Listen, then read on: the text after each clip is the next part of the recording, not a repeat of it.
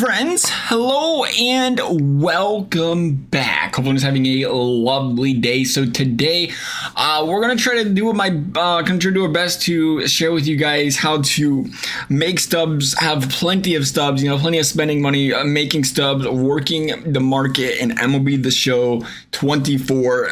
By far, to me, always will be the least time-consuming amount of way to make stubs. Obviously, if you could be a stud at the game and go 10-0 in Battle Royale, but even 10-0, I mean, you make people quit, sure, but 10-0, you're putting a couple hours into it to, get that 40, 50K, and you feel like it can, undermine that pretty quickly if you have the stubs to get there.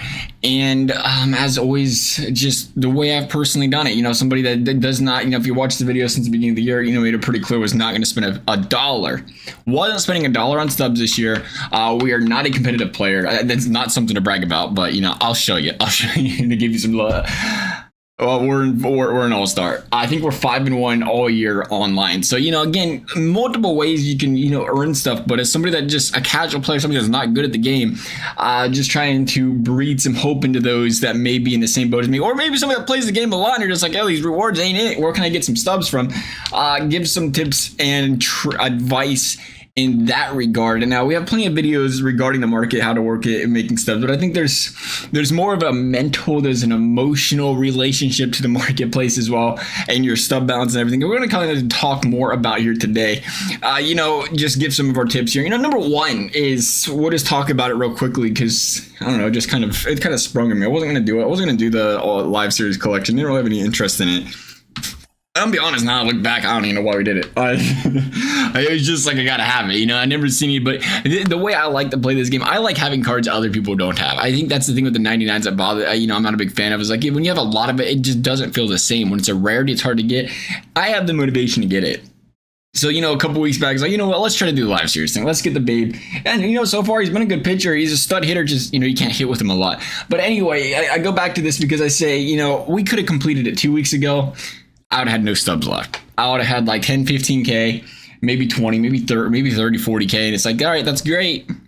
But then you're back down to like ground zero where you have not a lot of stubs and you can't work the market to make stubs.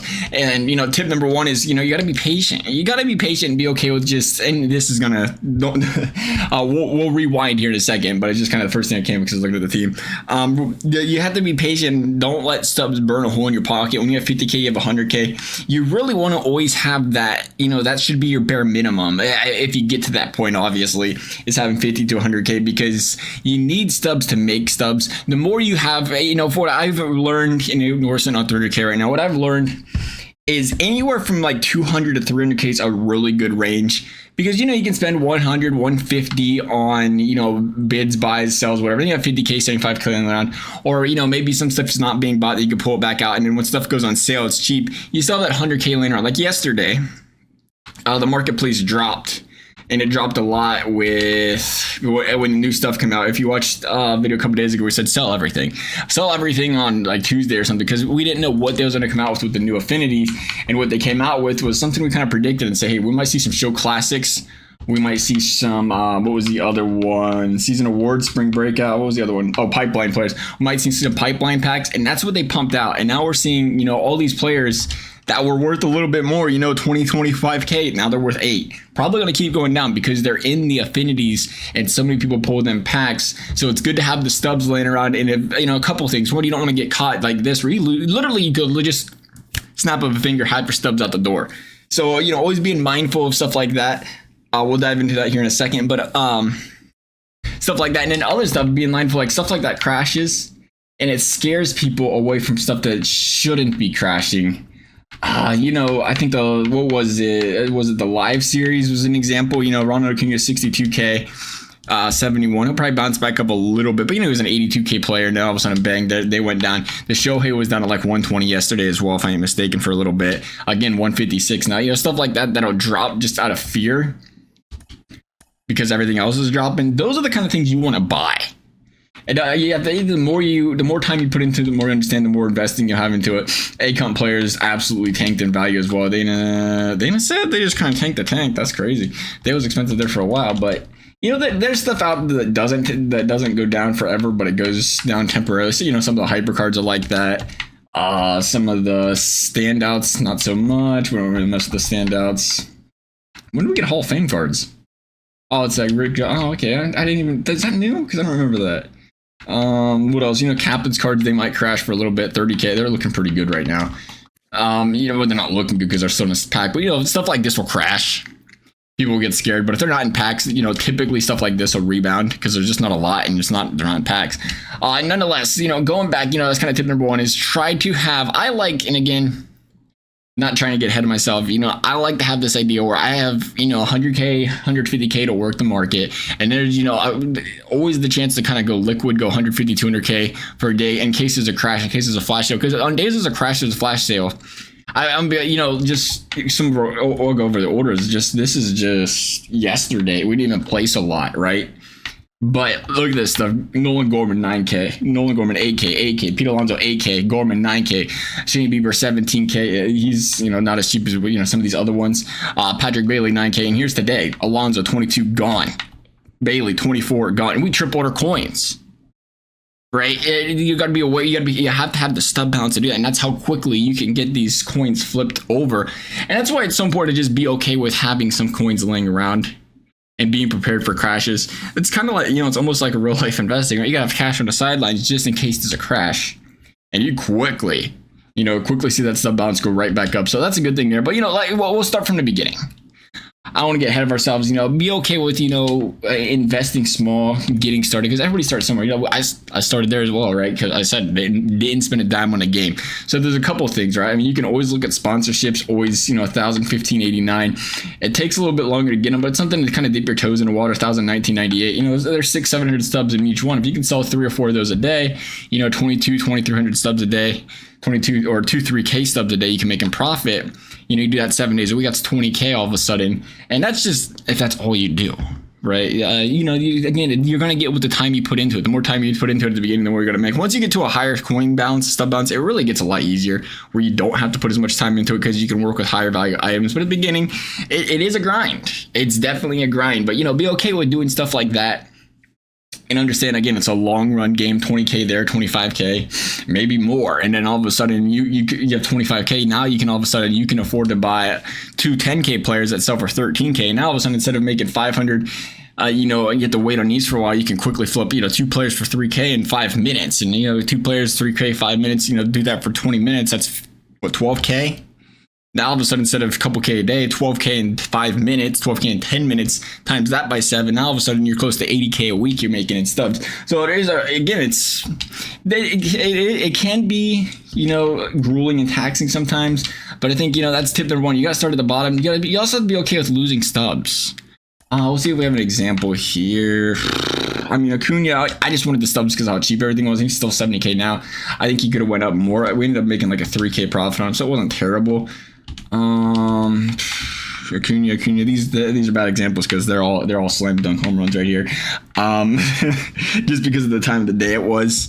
I remember O'Neill Cruz. I think we took a loss on somebody like that. One of those more expensive guys, Cade Horton and Mick Abel. I know those guys are for the collection. Freddie Freeman. It's been a little bit, but it does happen. It does happen, especially at the beginning, where you're just not used to where the prices are. Just be okay with like, oh, I spent 17K on a player and I sold him for 18, or sold him for 17. I lost a K. I lost a K. It's like, it's going to happen. Don't let that discourage you. Considering the learning experience, consider it like, okay, now I know next time like this guy has a chance to go down to this.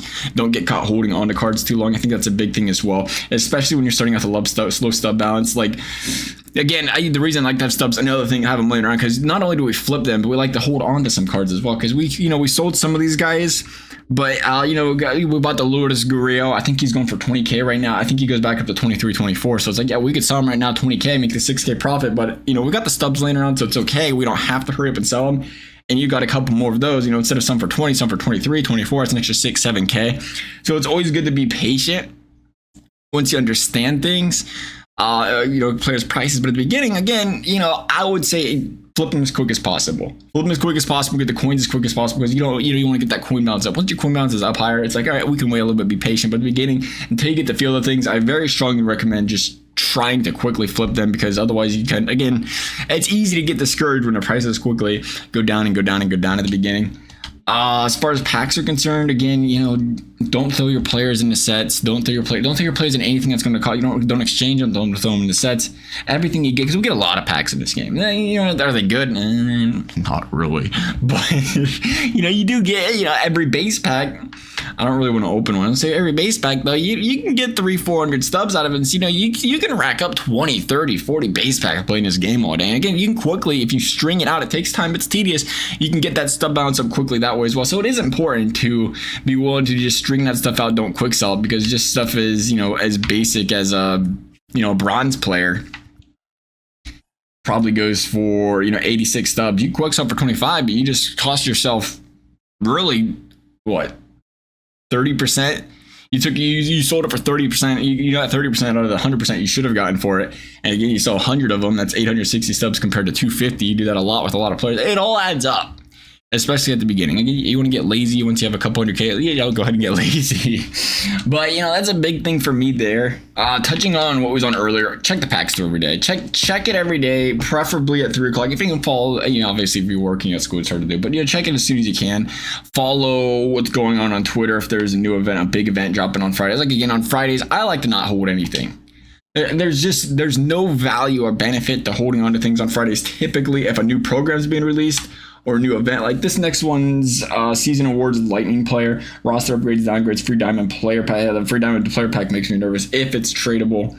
But anything else is like, okay, this is a week where I'd say, again, I'm gonna sell a lot of stuff, but I feel good in holding on to the long-term investment kind of cards that you hold on for 2-3 days, 4-5 days, because there isn't anything major coming out. But like 523, the new other program, the new rank program, those programs come out, you have no clue what's in those packs. They can come out with anything that just wrecks your investments. Maybe you're investing in, again, the show classic cards. All of a sudden, bang, hey, here's a conquest, here's a program, guarantees you one of those packs. All of a sudden, that 20K player is worth 12K, it's worth 9K, it just keeps dropping. So I like to sit on the sidelines for stuff like that and then pick and choose on Fridays in particular. When it comes to buying stuff, but also just when you're starting out, it depends how things are going for you. If you what your patience is, I would recommend, if you can, early mornings, later in the evenings when the game's not as crowded, to try to work the market, because it's it's 9:30 a.m. It's not a bad time right now. But if it's like 4 in the afternoon, 5 in the afternoon, that's when everybody's on the game. Everybody's putting bids in, everybody's putting sell orders, and your seller, your bid orders are quickly going to get overbid every single, literally every 30 seconds. And that can be tedious. I can understand how that's stressful. It's like, I can't get the things bought, I can't get it sold. You can work at it. You can definitely work at it. It does make it easier to buy, and it doesn't, but it does, because there's more being sold. I definitely recommend starting out though, trying to, so that way you can keep up with things where it's not as overwhelming. Focus on a couple players in this situation. You can focus on anything you want. Right now, Garrett Cole, you buy him for 40K, 400. As long as you're constantly on it, like I'm talking like every 5 seconds on it. Don't get off the market till it sells. You buy for 40K 4, sell for 46 2. You're gonna make 1,500 stubs. As long as you're on it quickly, it should sell. But it does take that consistency where you can't like, let me put a couple bids in, go play a game, put a couple bids in, go play a game, or do this. You gotta stay on it. Gotta stay on it. But you can make it work. You can make it work. Also, if you're new, just be mindful of the 10% tax, which, in this game, it's pretty easy because you can just type in the number. Like, you're going to take a loss. You're going to come close to taking a loss. You maybe make like a couple hundred stubs on this because it shows you what you're going to make after the tax. So that's always nice as well. Besides that, I'm trying to think of everything we can talk about that's just helpful regarding this stuff. Again, we kind of dive deeper into the players we flipped. We can flip in other videos if you want to check those out. But just kind of in general, mistakes I see people make, mistakes, even I've encountered in the past where it's kind of discouraging, that kind of pushes you away from trying it. But at the end of the day, I've yet to, as much as I play the crap out of this game. And unless you're really good at it, it just seems you're so pack reliant. I opened like no kidding, open like 100 base packs, however many bonus and habit packs last weekend. Playing, doing the programs, working on the team affinities. What was a program? What was it? Was it a conquest or was it a program? I think it was a program. Oh, it was that classics program, and then I was doing, it was mini season. I was playing mini seasons, getting that 60K XP for the Bob Fellow. That's what it was. And I tell you, we got 1 diamond out of like 115 packs. I ain't even exaggerating. 1 diamond, and it was a 7K quick sell player. So it's like, it can be tough. trying to make coins that way. But and that's why it's like the best way you want to get it. You gotta work the market. You gotta stick with it. Figure it out. Just saying, I got faith in you guys. You gotta stick with it though. Do your best. If it's not your thing, it's not your thing. You know, if you just enjoy playing a game, you don't need a lot of stubs to have good players in this game. It's kind of fun. No, it's kind of fun to have them laying around. Nonetheless, hopefully y'all found this video helpful. As always, thank y'all for watching. We'll see you next time.